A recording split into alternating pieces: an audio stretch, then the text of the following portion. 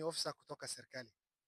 Wananchi wasianze kupost picha yote ukipiga hapo, huyu ni ofisa na huyu ni binadamu. Haitakikani uchukue sheria kwa mkono yako. Hii ni kazi ya serikali. Serikali itafuatilia, itajua muundo yake ya kufanya hiyo yote. Sasa sitaki kuona watu wa TikTokers, msione mkatafuta views mupost kitu kama hii. Serikali itakutafuta ukituma post yoyote katika hii incident ambayo imehappen leo. Tumepata ofisa kutoka Liboi,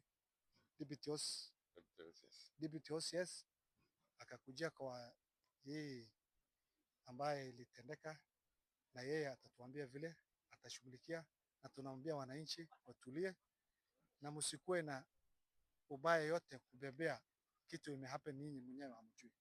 Asanteni sana. Acha nikaribishe Deputy OCS, baadaye nipatie wazee wawili ndio tutatuliza hii maneno.